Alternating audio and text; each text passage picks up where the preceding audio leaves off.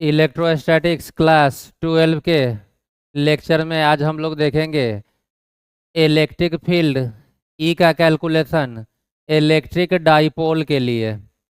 Last lecture में आपने class 11 में देखा था इलेक्ट्रोस्टैटिक्स क्लास 11 में इसी डाइपोल के कारण परपेंडिकुलर बाइसेक्टर और एक्सियल पॉइंट पे पोटेंशियल का कैलकुलेशन। पोटेंशियल यहाँ पे 0 आया था, एक्सियल का पोटेंशियल था kp/r², जहाँ P था आपका इलेक्ट्रिक डाइपोल मोमेंट। आज अपने को इलेक्ट्रिक पोटेंशियल नहीं इलेक्ट्रिक फील्ड कैलकुलेट करना है। पोटेंशियल स्केलर क्वांटिटी था जबकि फील्ड वेक्टर है, और पोटेंशियल का फॉर्मूला था पॉइंट चार्ज के कारण kq/r, जबकि इलेक्ट्रिक फील्ड का फॉर्मूला पॉइंट चार्ज के कारण kq/r² होता है। तो सबसे पहला हम लोग इलेक्ट्रिक फील्ड जो निकालेंगे वह डाइपोल के परपेंडिकुलर बाइसेक्टर पे, eight a point on it's perpendicular bisector. नीचे आपका एक इलेक्ट्रिक डाइपोल दिखाया हुआ है, इक्वल एंड अपोजिट चार्ज का कॉम्बिनेशन, जो कि स्मॉल डिस्टेंस d पे सेपरेटेड है। यह d इस डिस्टेंस r के रिस्पेक्ट में स्मॉल है, और अपने को इस दोनों चार्ज या इलेक्ट्रिक डाइपोल के कारण इसका यह जो लाइन है वह परपेंडिकुलर बाइसेक्टर है, और बाइसेक्टर के किसी पॉइंट P पे अपने को इलेक्ट्रिक फील्ड निकालना है। तो पहले हम लोग इस पॉइंट चार्ज पॉजिटिव के कारण यहाँ पे फील्ड निकाल ले, और इलेक्ट्रिक फील्ड का फॉर्मूला kq/r²। तो पहले आप इस चार्ज से इस पॉइंट को मिला लीजिए, और इस डिस्टेंस को ही आप r डिस्टेंस बोलेंगे। सेंटर से यहाँ तक का डिस्टेंस d/2, यह परपेंडिकुलर r है, तो यह हाइपोटेनस आपको दिख रहा होगा, √r² प्लस d/2 का स्क्वायर करेंगे तो d²/4। पॉजिटिव चार्ज के कारण यहाँ पे जो इलेक्ट्रिक फील्ड होगा उसका डायरेक्शन होगा पॉजिटिव चार्ज से अवे, तो कुछ इस डायरेक्शन में इलेक्ट्रिक फील्ड ई बोल लीजिए।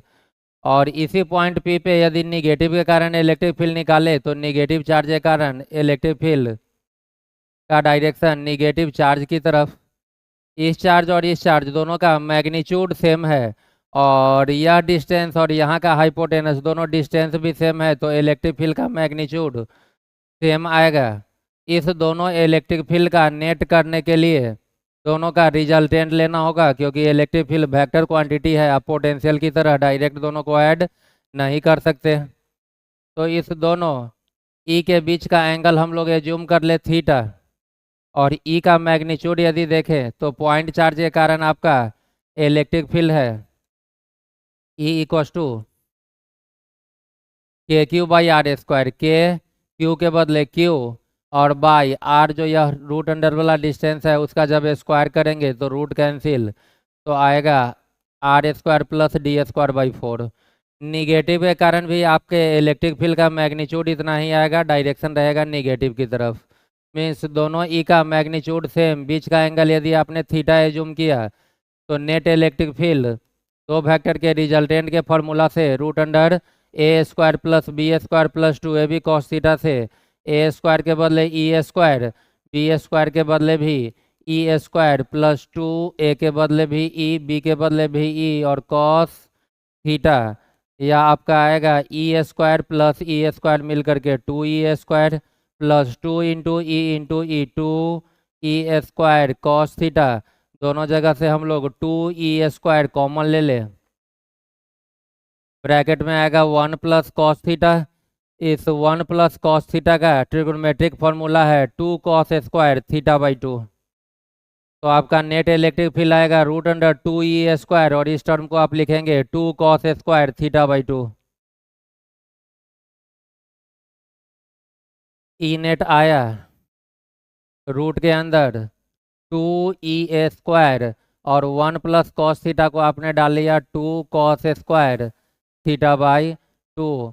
फॉर्मूला साइड में लिख दे रहा हूँ कि 1 plus cos theta, trigonometric formula है 2 cos² θ/2।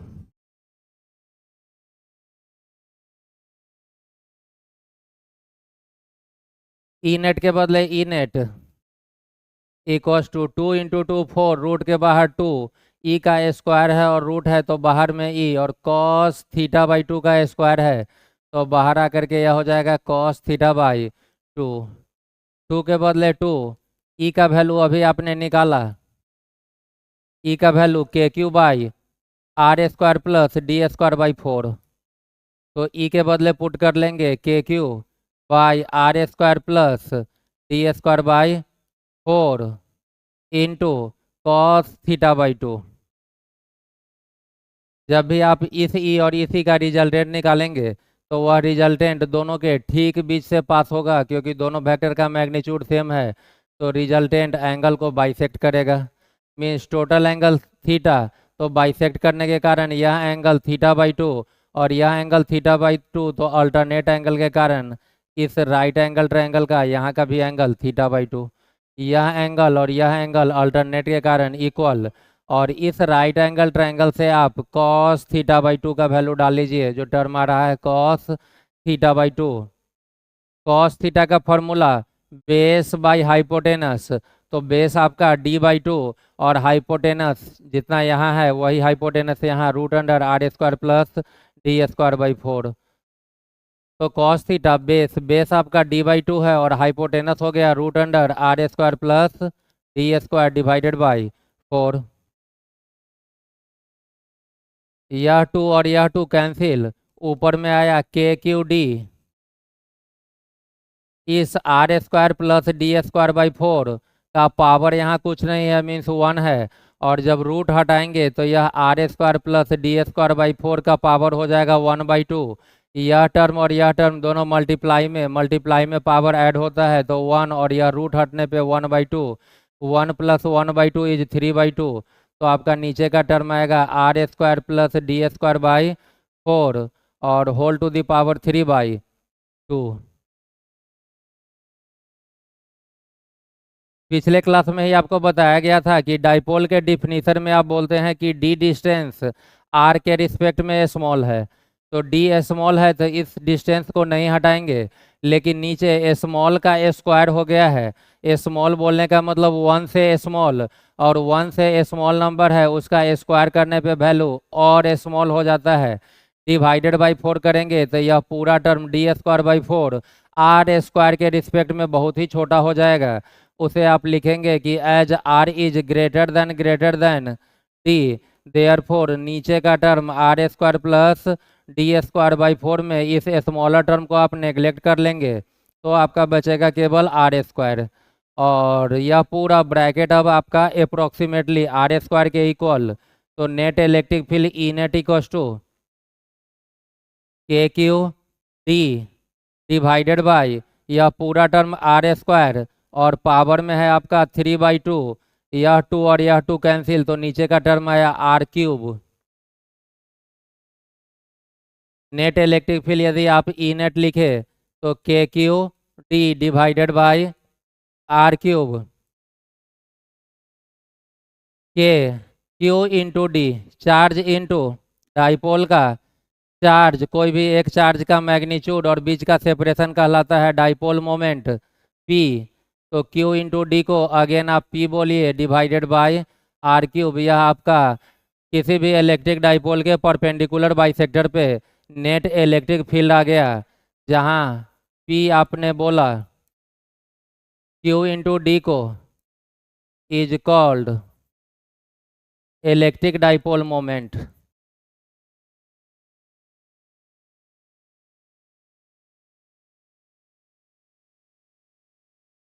अब इलेक्ट्रिक फील्ड वेक्टर क्वांटिटी है, तो यहाँ तो आपने इलेक्ट्रिक फील्ड का मैग्नीट्यूड निकाला कि डाइपोल के परपेंडिकुलर बाइसेक्टर का जो पॉइंट P है वहाँ पर इलेक्ट्रिक फील्ड का मैग्नीट्यूड होगा के पी बाई आर क्यूब, जहाँ के है 1/4 पाई एप्सिलॉन नॉट, P है डाइपोल का डाइपोल मोमेंट जो कि Q इंटू डी के इक्वल है। यह P आपने पॉइंट दिखाया है, जबकि यहाँ का P पॉइंट नहीं, यह Q इंटू डी एक फिजिकल क्वांटिटी है electric dipole moment divided by are cube. R है डाइपोल के सेंटर से उस पॉइंट का डिस्टेंस जहाँ पे आपको इलेक्ट्रिक फील्ड निकालना है। अब इसी इलेक्ट्रिक फील्ड ई नेट को यदि हम लोग वेक्टर फॉर्म में लिखें तो आपको दिख रहा है कि ई नेट का डायरेक्शन लेफ्ट की तरफ है, जबकि डाइपोल मोमेंट P का डायरेक्शन हमेशा होता है निगेटिव चार्ज से positive charge. Means dipole moment vector P right की तरफ, नेट इलेक्ट्रिक फील्ड लेफ्ट की तरफ, दोनों एक दूसरे के अपोजिट। मीन्स एक दूसरे का निगेटिव वेक्टर। तो यदि आप वेक्टर फॉर्म में लिखे तो ई नेट के ऊपर वेक्टर के पी वेक्टर है, तो vector divided by R cube, लेकिन ई नेट और पी दोनों अपोजिटली डायरेक्टेड है, तो आपको एक माइनस लेना पड़ेगा। तो वेक्टर फॉर्म में ई नेट हो जाएगा minus K vector P divided by R cube. और यहाँ से आपको यह पता चला कि किसी भी इलेक्ट्रिक डाइपोल के परपेंडिकुलर बाइसेक्टर का इलेक्ट्रिक फील्ड मैग्नीट्यूड में तो k p by are cube के इक्वल होता है, मैग्नीट्यूड में यह value k p by are cube के इक्वल, लेकिन नेट फील्ड का डायरेक्शन पी के opposite direction, net electric field का direction dipole moment vector p के अपोजिट हुआ करेगा।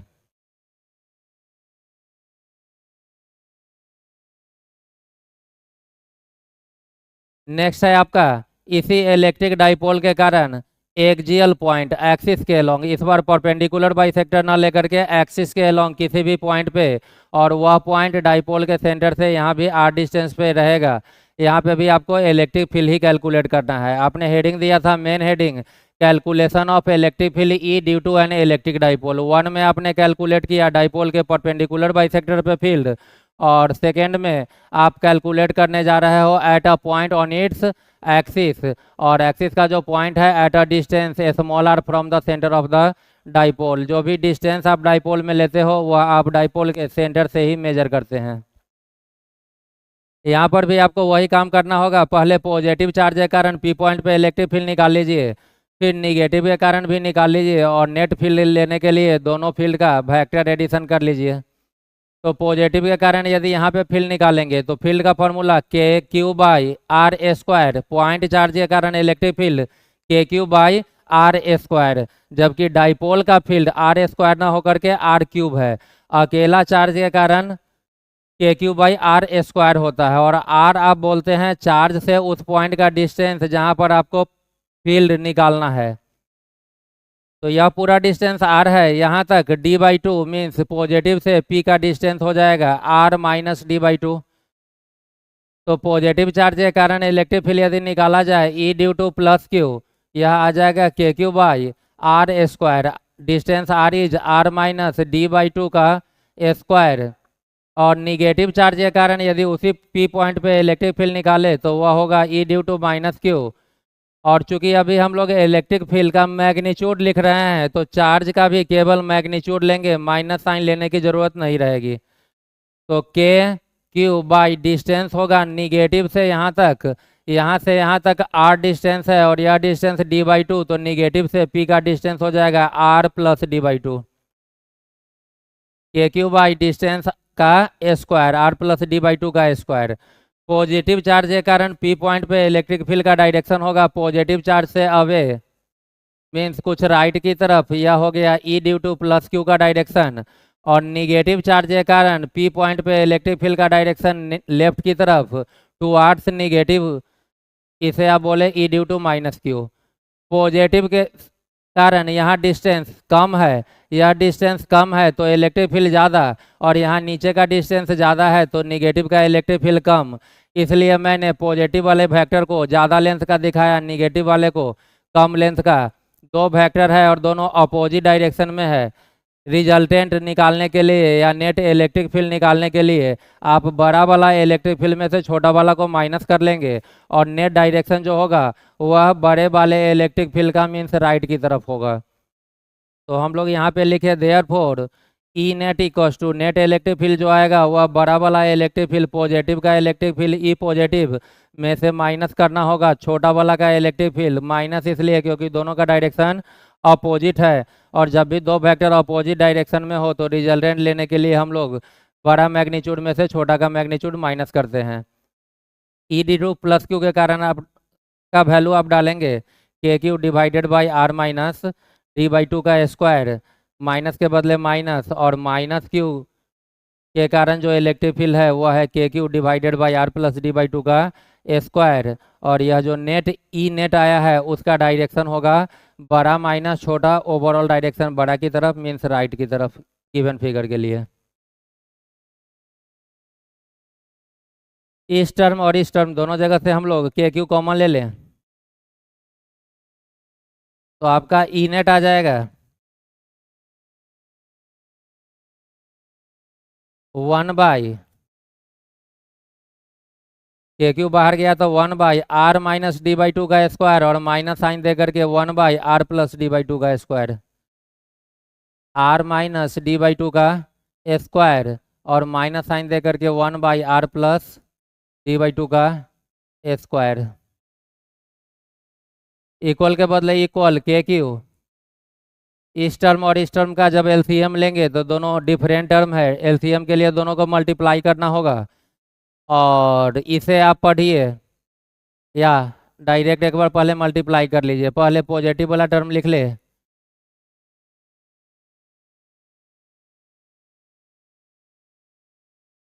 दोनों मल्टीप्लाई में आ गया और यह पूरा टर्म यहाँ जाएगा माइनस साइन दे करके, यह टर्म यहाँ, तो यहाँ पर आपका आएगा r+d/2 का स्क्वायर माइनस साइन दे करके यह टर्म यहाँ पे, तो r-d/2 का स्क्वायर,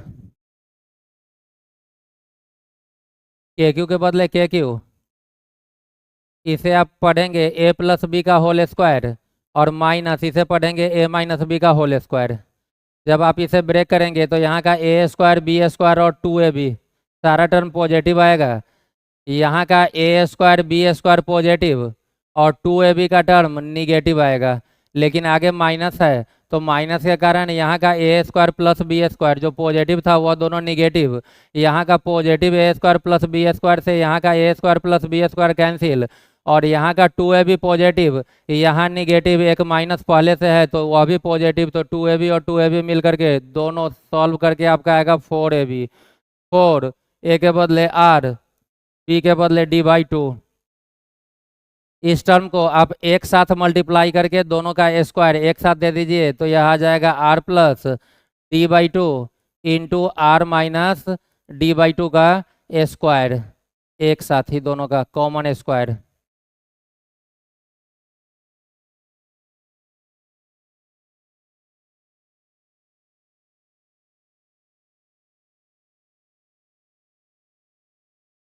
के क्यू के बदले के क्यू, यह 2 से 4 को कैंसिल किया तो 2 टाइम्स 2rd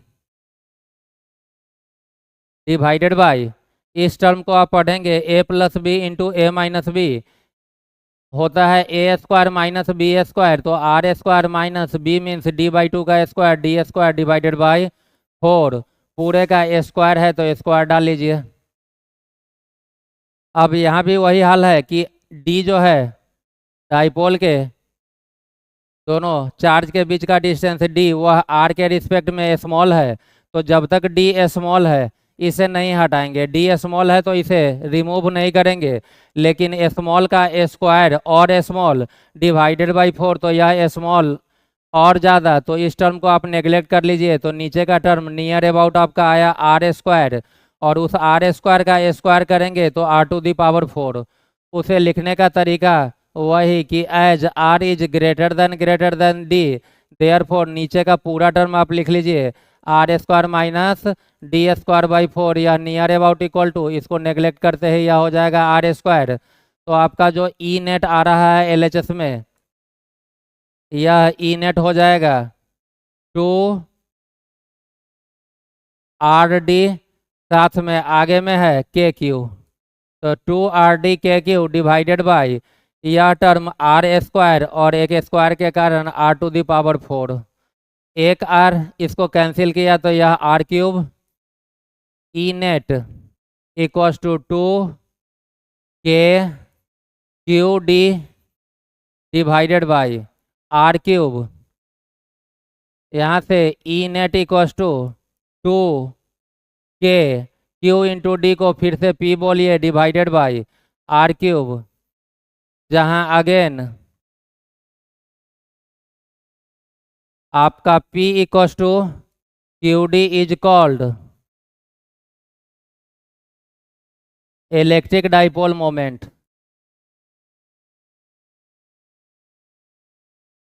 यहाँ भी यह इलेक्ट्रिक फील्ड वेक्टर क्वांटिटी, तो इसे यदि आप वेक्टर फॉर्म में लिखेंगे तो आपको दिख रहा है कि नेट इलेक्ट्रिक फील्ड आया था बड़े वाले के डायरेक्शन में राइट की तरफ, तो ई नेट राइट की तरफ, और इस डाइपोल का डाइपोल मोमेंट का डायरेक्शन वेक्टर पी का डायरेक्शन चेक करेंगे तो निगेटिव से पॉजिटिव मीन्स वह भी राइट की तरफ। तो एक्सियल वाला फील्ड जो होगा वह डाइपोल मोमेंट के डायरेक्शन में ही होगा, तो यहाँ माइनस साइन की जरूरत नहीं है। ई के ऊपर वेक्टर, तो यहाँ भी वेक्टर, आप वेक्टर फॉर्म में लिख ले सकते हैं।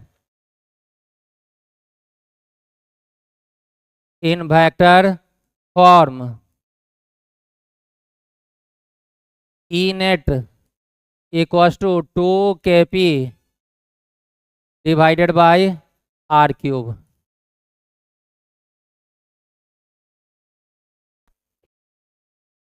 यदि हम लोग मैग्नीट्यूड वाइज इस इलेक्ट्रिक फील्ड को देखें, तो यह यदि आपका इलेक्ट्रिक डाइपोल है minus Q plus Q, perpendicular bisector का फील्ड आया है KP by are cube. Perpendicular bisector पे जो आपने फील्ड निकाला वह वैल्यू आया केपी बाई आर क्यूब।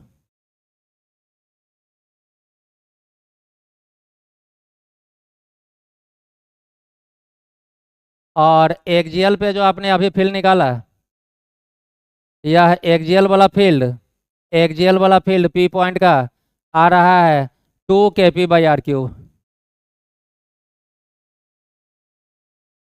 यहाँ से पता चला कि किसी भी इलेक्ट्रिक डाइपोल के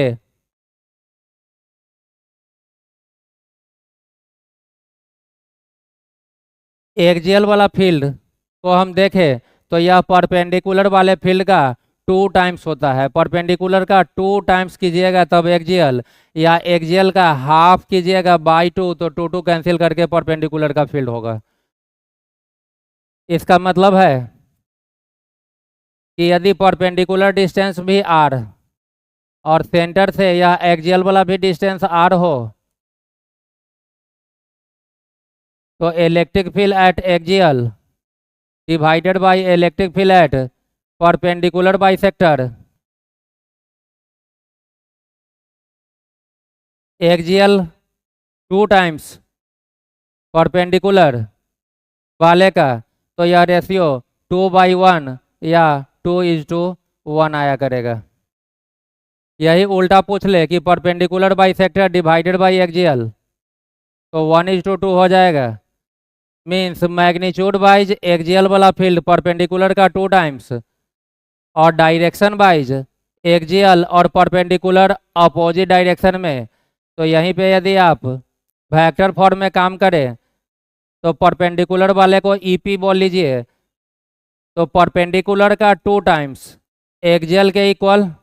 यह स्टेटमेंट आपका सही है क्योंकि आपने वेक्टर फॉर्म नहीं दिखाया, लेकिन इसी को यदि वेक्टर फॉर्म में लिखा जाए तो 2EP equals to EA vector form में आप नहीं बोल सकते, क्योंकि यह इक्वेशन बोल रहा है कि परपेंडिकुलर का 2 टाइम्स एक्सियल, परपेंडिकुलर का 2 टाइम्स करेंगे तो वह एक्सियल के इक्वल होगा। लेकिन आपने देखा कि परपेंडिकुलर का फील्ड जो होता है वह डाइपोल मोमेंट के अपोजिट, एक्सियल वाला सेम डायरेक्शन। इसका मतलब है कि एक्सियल और परपेंडिकुलर आपस में अपोजिट डायरेक्शन में, तो या तो आपको लेफ्ट में निगेटिव लगाना होगा या फिर राइट में, तो मैं राइट साइड ही निगेटिव डाल दे रहा हूँ। अब यह सही है आपका। यदि वेक्टर ना लिया जाए तो माइनस की ज़रूरत नहीं, यह सही, और वेक्टर लेने के बाद आपको निगेटिव डालना होगा तब जा करके करेक्ट होगा। तो आज के लेक्चर में यहीं तक। नेक्स्ट लेक्चर में हम लोग इलेक्ट्रिक डाइपोल के कारण टॉर्क और पोटेंशियल एनर्जी का कैलकुलेशन करेंगे और यह जानेंगे कि किसी भी कंडक्टर के अंदर नेट इलेक्ट्रिक फील्ड 0 होता है।